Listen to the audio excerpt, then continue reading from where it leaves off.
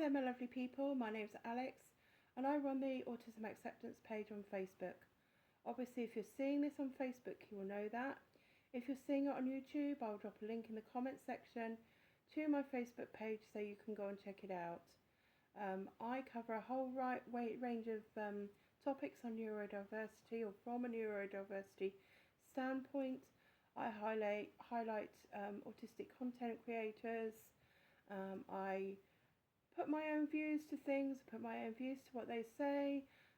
I try to be supportive and helpful to autistic people and their families, to give a little bit of love. And yeah, so if you like all that stuff and you like the idea of that, then check out my Autism Acceptance page in the comments, in the link in the comments of the YouTube video. Okay, so before I did a video on the systems of sensing and interpretation. It's some work from Donna Williams, the late great autistic author and advocate Donna Williams, who did amazing things for the world of understanding autism. So to recap quickly on the other video, we start off in the system of sensing, we all do. But very quickly, most of us, if we develop typically, we move on to the system of interpretation, and then the system, of literal interpretation, and then the system of significant interpretation.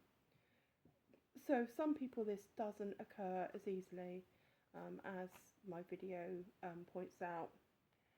And in this video, I want to talk about personality, or read some of Donna Williams' literature on the formation of personality, or how she saw it, and how she perceived the world, and how that affected how she built up her personality, and how she built up a relationship with the world. So, who is me? Ultimately, we are more than how our senses work, more than what our brains do with what's coming in via our senses. Still, it is easy to confuse self with the mechanics of cognition and perception, our systems. Ultimately, the self existed before its separability from everything external to it. All entities progressively considered other. Self existed before its various phases of relationship to body or mind, and to eventually identification of these. Self existed before the formation of expressed personality or the impact of environment.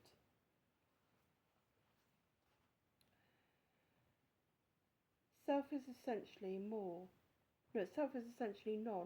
and all of these things simultaneously, and yet is simultaneously a greater force than all of these things with which self is identified: systems, personality, environment, and body.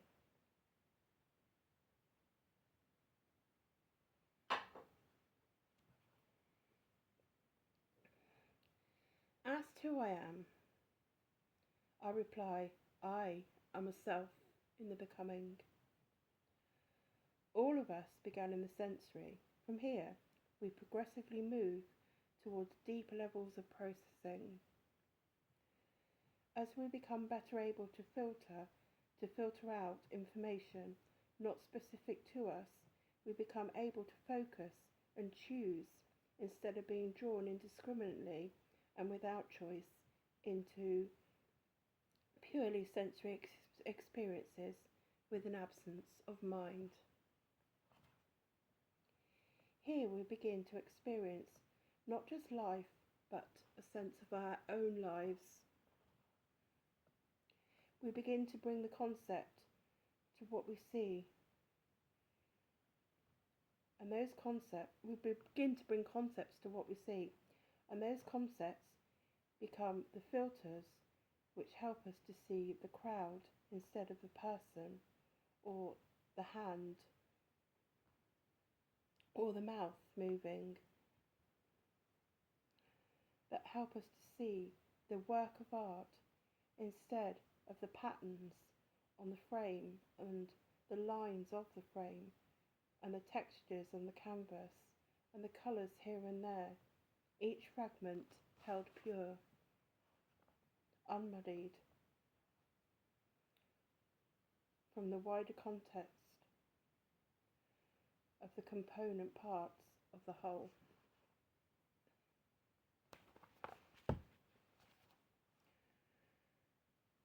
Sometimes overwhelmed by the weight of mind,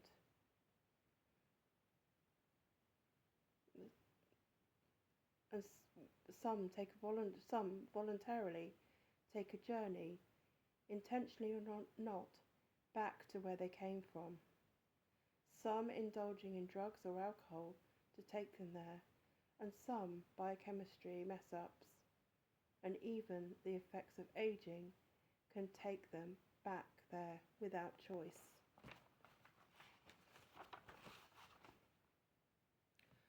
Losing one's mind. I was given a doll's house when I was 7. I loved it. The bright red, smooth, glossy, contoured, triangular form with the great whip noise made by running the back of my hand over the plastic hollow from which was the roof. And the smooth, woody tock slot together, hard, square, white surfaces, which were the walls,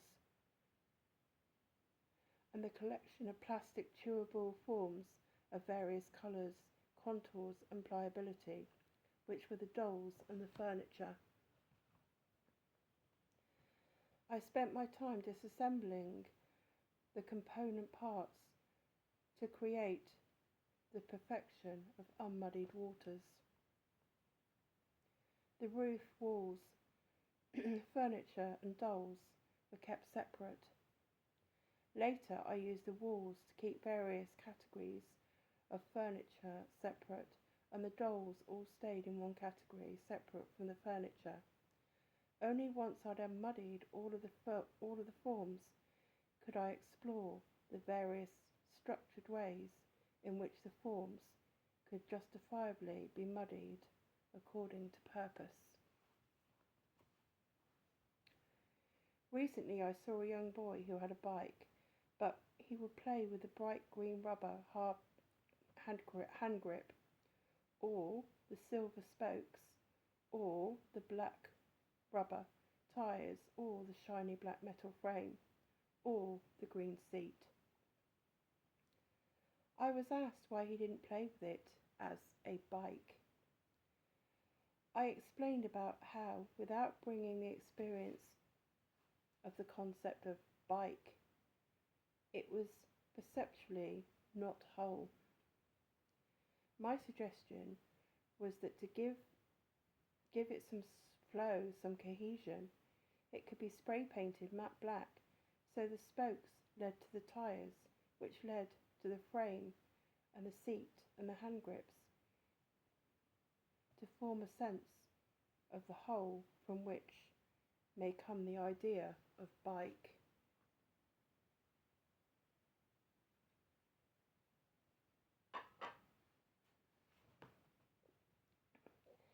Similarly, recently in Italy, after speaking at a conference at the Lions Club, I was given a wall hanging. It was a gold fringe along the bottom of it it had a gold fringe along the bottom of it and brocade running around the side boundaries.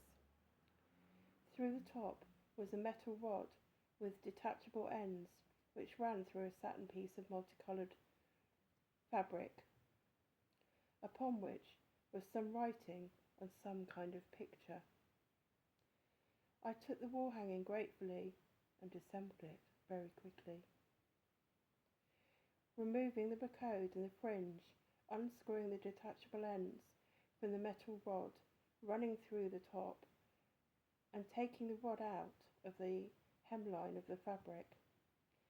Having separated all the categories, having unmuddied all the waters, I had now turned the collection into something pure and attractive, useful and non-distracting. It was only then that I could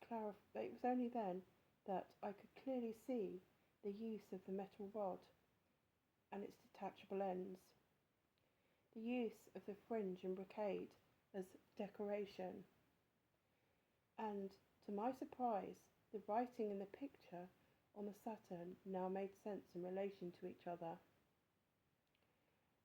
The writing referred to the picture describing the place in the mountains portrayed in the satin drawing. It had looked as if I destroyed the gift. Only in its disassembly was I able to fully perceive what I had been given. Sometimes these experiences can create a sense of art and also serve to calm or restructure the perception of things.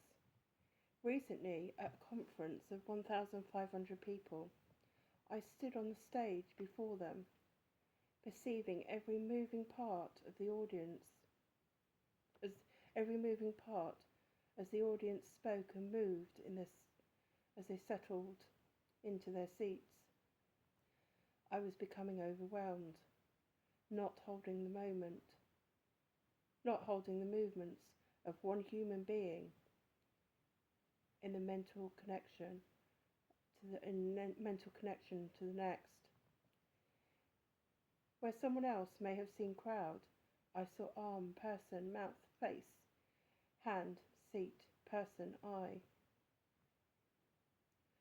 I was seeing 10,000 pictures to someone else's one. Then suddenly I saw it as a multicoloured, fluttering, rustling leaves.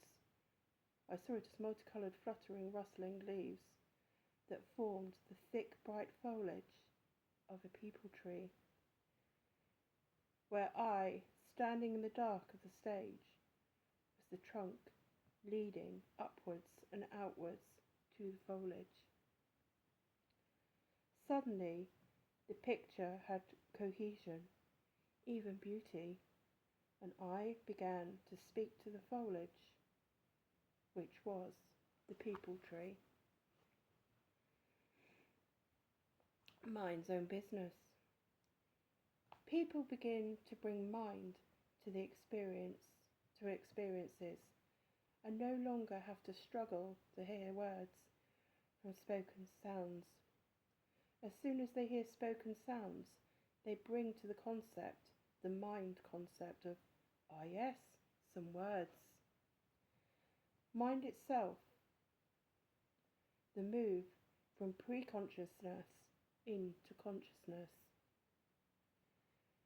provided the greatest tool with which to filter the flood of non-relevant information that would otherwise make simultaneous geniuses and fools out of us all.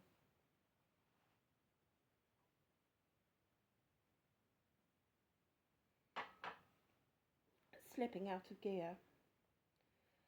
Under various degrees of stress or overload, people can slip out of gear from the significant back to the literal or further back to the sensory. When we slip back, we may find ourselves helpless in a system we left behind before we'd mastered it as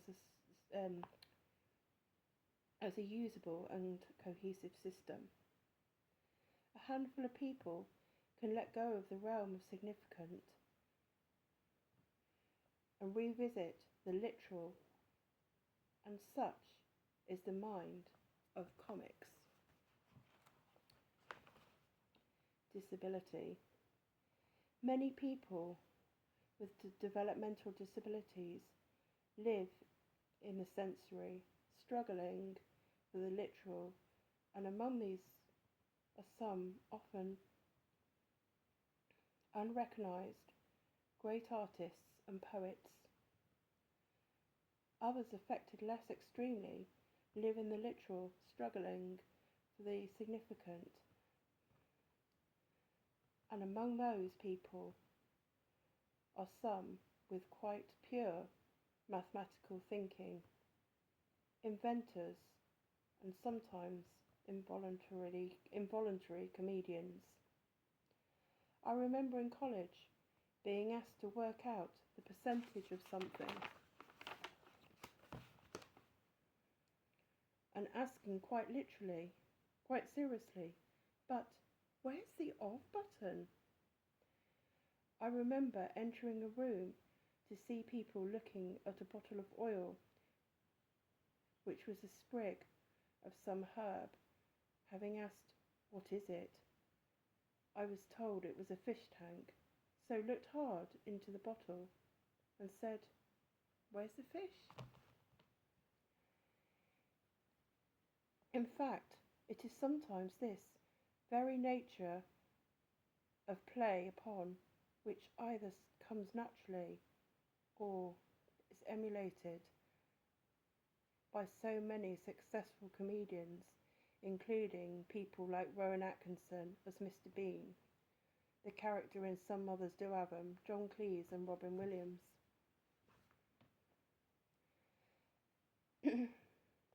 A handful can let go of the realm of significant or the literal and revisit the sensory. For some, this happens under overload, when the passing traffic becomes a whirl, a whiz, the surrounding conversation a jumble. For others, this overload may be brought on by the effect of alcohol or drugs, or the involuntary drug-like effect of viral infections or fungal infections, fluctuating blood oxygen or glucose levels, vitamin, mineral, or hormonal imbalances, or the effects of food or chemical allergies. When I was about 10 years old, I used to have a certain coloured ball,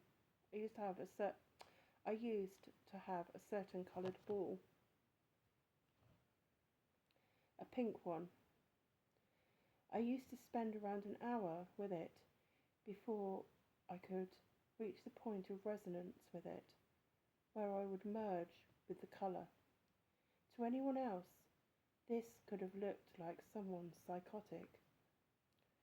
But if they had known the physical alteration, felt in the moment of becoming one with the colour, some people would perhaps see it as far less crazy than other ways many people may spend an hour of their lives at the same age. I stood in the street and suddenly had the entire meaning of everything fall away, plunged headfirst back into the sensory, like falling into an impressionist painting. The sound around me becoming chaos, a chaotic symphony. And in this state, I felt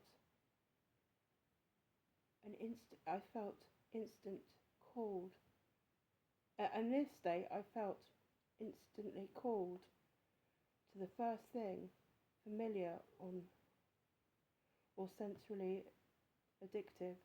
Pink streetlights used to do this, and in a state I had been so sensorily captured and enraptured by the effect of merging with certain pink streetlights that it would not have mattered if an oncoming car was headed for me at that moment. I had an express ticket to heaven, and I didn't care. I stood at the railway station and lost track of its purpose, suddenly captured by the sense of symmetry, category and line. I stood on the highest level of the Eiffel Tower in Paris, lined up in perfection with the symmetry of the city lights stretching out in lines into the forever. I've heard the symphony played by the sound of rain and wind. This may have been the reality of some great abstract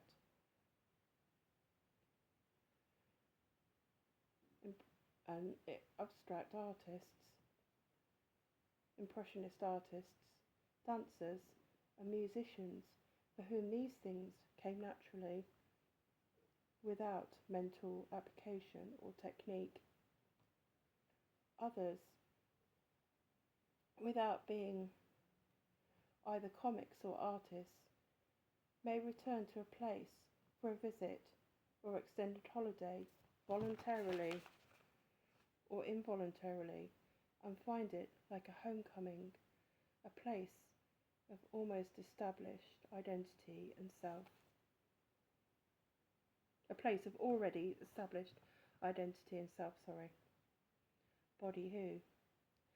Think of self and you might think of the mind and consider that what is important is to expand stored knowledge, the accumulation of information, the ability to use mental strategy. You may think of the body, how a person looks, and consider that if you look good by some transient, fashionable, cultural time bond, standard of the time, that you are good. You might also think of self as the place of feeling expressed through the body, of feelings expressed through the body in some convenient way or interpreted by mind, leading to these feelings being acted upon in life, and so self becomes the broken heart of today and the elation of tomorrow. You might think about self as a life lived, the accumulation of experiences, physical journeys, mental torments, emotional struggles. The self is also about identifying, and identifying can be about interpretation. But before the time of interpretation, identifying and knowing was not about the interpretive mind, it was about resonance of will. Okay, my lovely people, love and peace to you all. Remember, you're stronger than your struggles.